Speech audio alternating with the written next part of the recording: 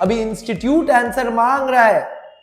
सी institute बोल रहे बेटा ये केस में क्या होगा जब ऑफरर को एक हाथ में एक्सेप्टेंस एक हाथ में रिवोकेशन मिला? आंसर इज वही होगा जो मंजूर खुदा होगा? नहीं, आंसर इज जो वो पहले खोलेगा, जो चिट्ठी वो पहले पढ़ेगा वही होगा। ओके गाइज, वंस अगेन स्वागत है आपको सीए लॉ इजी में, जहां पे we try to make your life easy by making CA law easy. And आज का class is a continuation from last class, यानी कि हम लोग CA foundation law business law के लिए जैन 2025 के बाद मई 2025 का एग्जाम के लिए स्टार्ट कर दिए हम लोग का journey. Marathon classes free of cost only on YouTube on our channel. Please subscribe and please click on the ring button, bell button to get regular updates on our classes. हम लोग regular classes post करते रहेंगे इस channel में CA law easy में, और आपका teacher law teacher CA शोमोदीप्तो दास स्वागत करता है आप सबको। एंड स्वागत करते हुए मैं ये भी कहूंगा कि हम लोग ने इंडियन कॉन्ट्रैक्ट एक्ट स्टार्ट कर दिए थे और उसका 2 क्लासेस हो चुका था। यूनिट 1 हम लोग किए हैं लगातार back to back, and today is the 3rd class. As you can see May 25 CA foundation business law के लिए इंडियन कॉन्ट्रैक्ट एक्ट का 3rd क्लास है by CA law easy, and we will continue and finish off unit 1 today with this lecture. And मैं बता दूं हम लोग अभी तक कवर कर चुके हैं बहुत सारे चीज।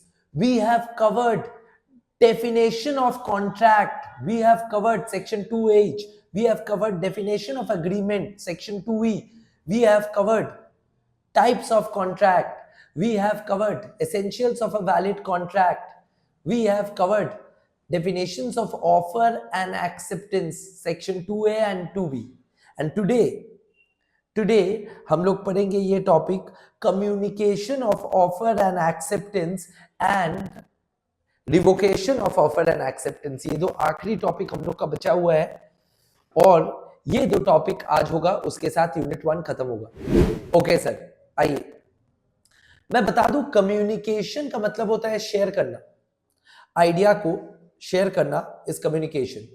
सो कम्युनिकेशन ऑफ ऑफर हो या एक्सेप्टेंस हो बहुत तरह से हो सकता है। ऑफरर और ऑफरी दोनों पार्टी एक दूसरे के सामने खड़ा है फिजिकली इन पर्सन, तो वो कम्युनिकेशन तुरंत हो जाएगा, उसमें कोई बाधा नहीं है। अच्छा सर, तुरंत कम्युनिकेशन तो आसपास ना रहने से भी होता है वर्चुअली आजकल ऑनलाइन जमाने में, यानी कि व्हाट्सएप मैसेंजर, कोई और मैसेंजर, जीमेल या email. Okay, and not only that, email छोड़ के व्हाट्सएप छोड़ के फैक्स भी है, फोन भी है, एंड ये सारे तरीके से कम्युनिकेशन हो सकता है इंस्टेंटली।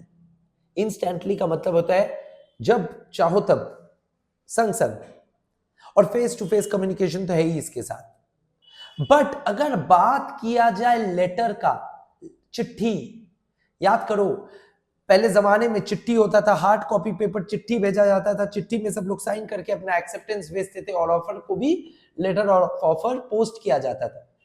तब से लेके आज तक परिवर्तन हुआ है टेक्नोलॉजी में, जिसके कारण हम लोग जल्द जल्द हर चीज कर ले रहे हैं इंस्टेंटली, बट फिर भी चिट्ठी इज नॉट टोटली या कंप्लीटली ऑब्सोलीट, अभी भी है। तो इसके पीछे जो कानून है वो भी थोड़ा सीखना पड़ेगा।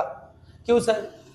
देखो, अगर बात किया जाए बाकी चीजों का, यानी कि बाकी फॉर्म्स ऑफ कम्युनिकेशन का, जैसे कि हम लोग ने कहा फेस टू फेस बोलिए या फोन बोलिए या फैक्स बोलिए या ईमेल बोलिए, सब में इंस्टेंटली हो जा रहा है।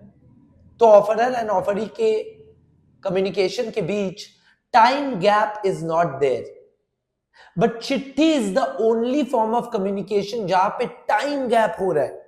यानी कि आज अगर मैं चिट्ठी भेजता हूं, जाहिर है उसको तुरंत नहीं मिलेगा, स्पीड पोस्ट वो भी एक दिन लग जाएगा, और उसने भी अगर कल ही एक्सेप्टेंस दे दिया तो भी उसका एक्सेप्टेंस पहुंचते पहुंचते मुझे और 1-2 दिन लग जाएगा.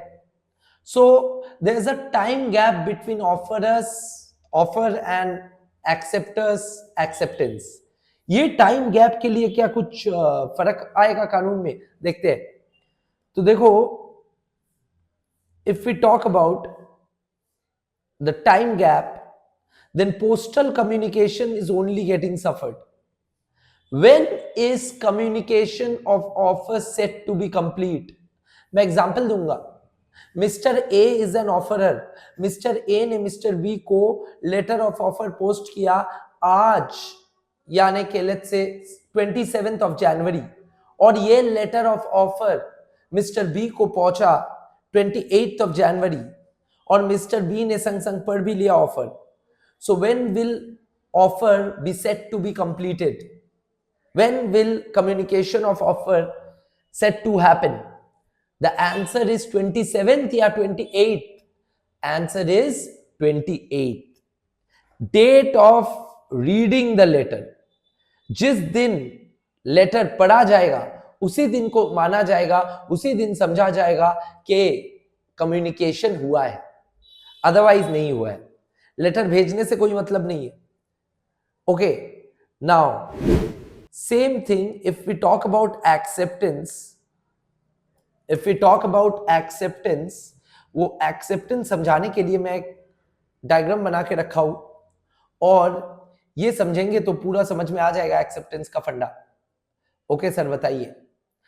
देखो, ये केस स्टडी भी है और इस पे आधारित सवाल इंस्टीट्यूट ने पास्ट में 3-4 बार उठा चुका है. हर क्लास में मैं पास्ट पेपर भी टॉपिक के साथ बोल दे रहा हूं, और पास्ट पेपर का सवाल का केस स्टडी को ऐसे विश्लेषण कर दे रहा हूं.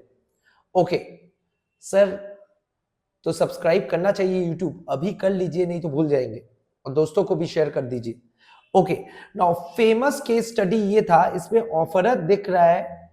मिस्टर ए जो ऑफर करता है उसको हम लोग बोलते हैं ऑफरर, जिसको ऑफर किया जाता है उसको बोलते हैं offeree. B is the offeree, A is the offeror.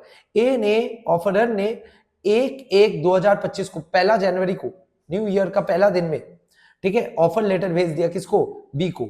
और बी के पास ये चिट्ठी पहुंचा 21/25 को. और तो पहला सवाल, when is the date of offer? Date of offer या date of communication of offer will be 1 या 2? 2 January, the date on which the letter is read. Okay. अभी दूसरा सवाल होगा, डेट ऑफ एक्सेप्टेंस कौन सा है? तो बताइए सर, डेट ऑफ एक्सेप्टेंस कौन सा हुआ? अब डेट ऑफ एक्सेप्टेंस में मैं कुछ करने वाला हूं. ए और ऑफर ही है बी, दोनों का नाम लिख लिया, यानी कि डेट ऑफ एक्सेप्टेंस दोनों के लिए अलग होगा सर. हाँ, ये डायग्राम बना के रखा, जाके देखने में समझ में आए, विजुअली भी समझ में आए, एक चीज दिमाग में घुस जाएगा, और वो घुसाने के लिए मैं डायग्राम करके रखा हूं.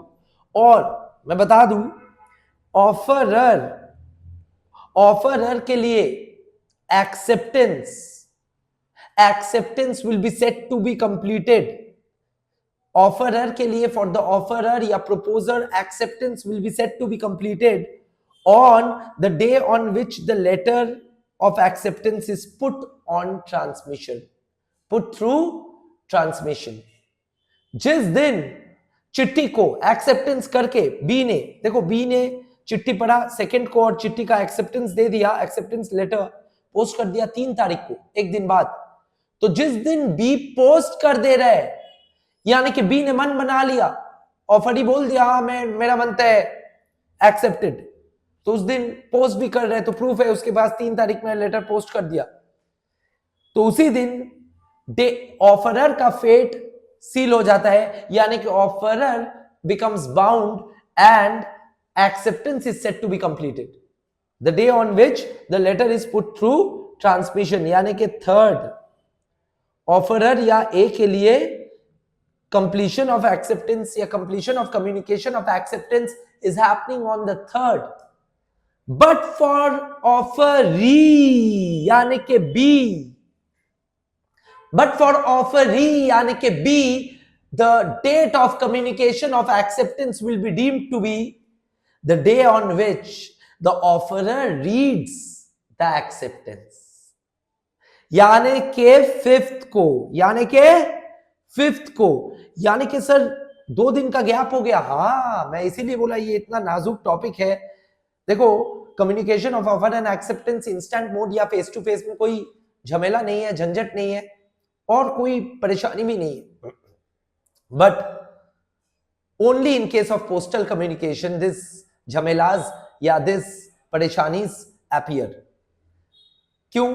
क्योंकि अलग अलग दिन में हो रहा है हर चीज और एक स्कोप बन जा रहा है. अगर देखो ए चाहे तो A can not backtrack after 3, क्योंकि बी बोलेगा अरे तुम तो एक्सेप्ट, मैं तो एक्सेप्ट कर लिया, ऑफर एक्सेप्ट हो गया मतलब कॉन्ट्रैक्ट खत्म.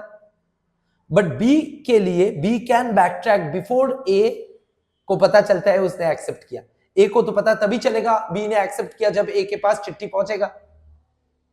उसके पहले ही वो फोन घुमा के भी बोल सकता है नहीं, चिट्ठी जो आ रहा है आने दो, कॉन्ट्रैक्ट मैं रिजेक्ट कर रहा हूं. क्लियर है? सो दिस इज द फंडा. सो सर लिख के रखे हो आप? हाँ, मैं लिख के रखा हूं बहुत अच्छे से.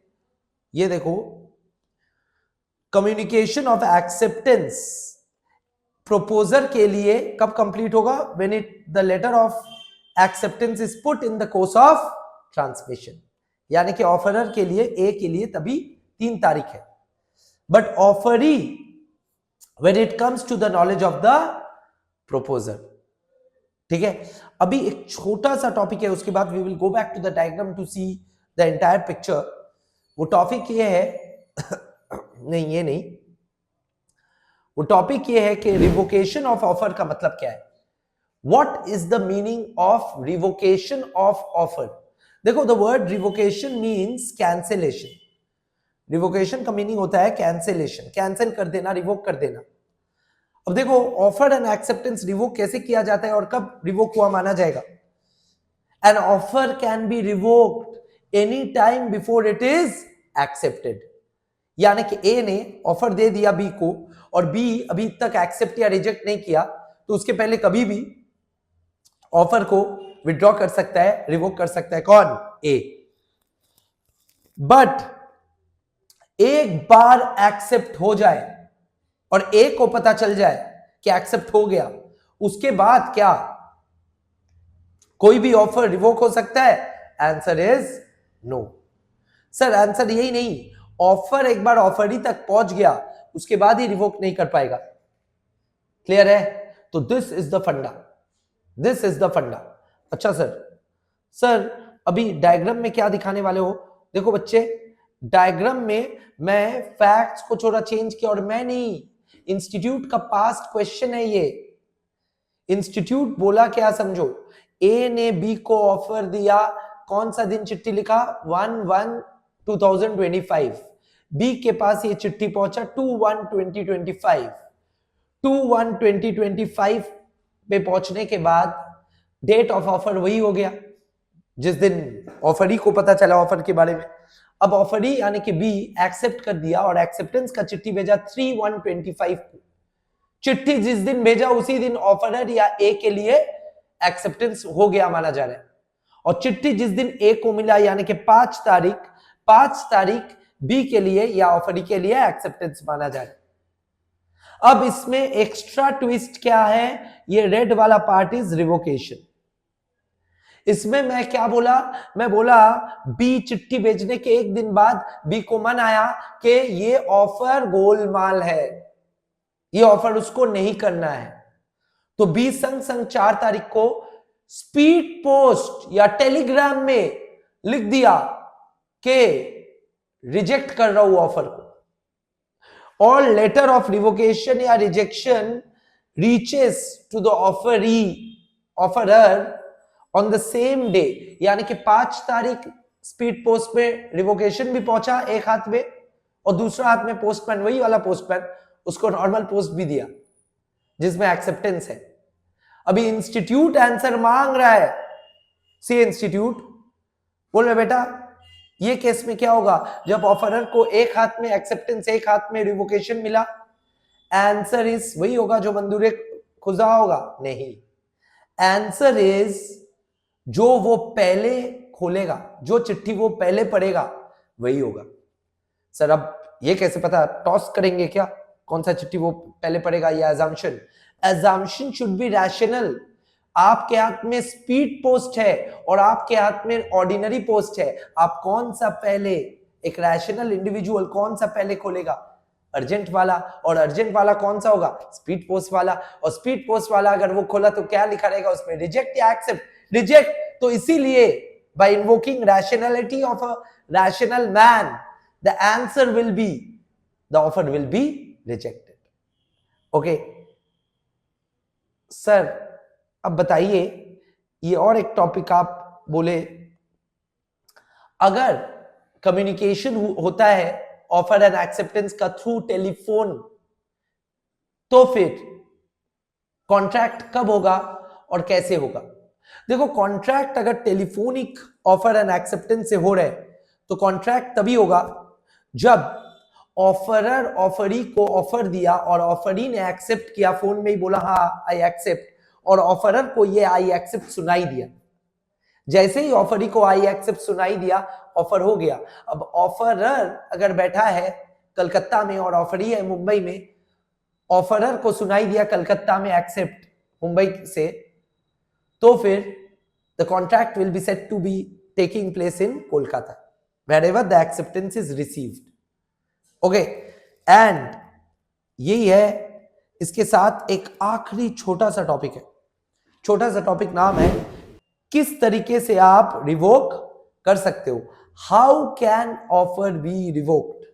बताइए, बहुत आसान है, नोटिस दे दो रिवोकेशन का, आई रिवोक द ऑफर, तो बाय नोटिस हो सकता है, बाय लैप्स ऑफ टाइम हो सकता है, अरे अनंत जीवन के लिए थोड़ी ना ऑफर होता है, आप ऑफर रीजनेबल टाइम के अंदर या स्टिपुलेटेड टाइम के अंदर अगर एक्सेप्ट नहीं करोगे तो ऑफर क्या होगा, खुद से लैप्स कर जाएगा। Non fulfilment of condition, offer में लिखा है ये कंडीशन मान के तुमको एक्सेप्ट करना है, तो आप फुलफिल ही नहीं किए कंडीशन, तो ऑफर ऐसे ही रिवोक हो गया। डेथ हो गया, ऑफरर ऑफर देके मर गया, ऑफरी को पता चला, तो अभी ऑफर का वो एक्सेप्ट करेगा तो ऊपर जाना पड़ेगा उसको भी, ठीक है। By counter offer, counter offer तो टाइप्स ऑफ ऑफर में हम लोग पढ़ लिए, जब एक ऑफर के बदले और एक ऑफर आता है, ठीक है, तो ओरिजिनल ऑफर क्या होता है, मर जाता है। And by subsequent illegality, so all these are modes of revocation of offer. With that note, our unit 1 of Indian Contract Act comes to an end, with question answers, with sections, with understanding of provisions, with case laws. We are making CA law easy. And subscribe and share as much as possible because her classes free hone wala hai. See you in the next class.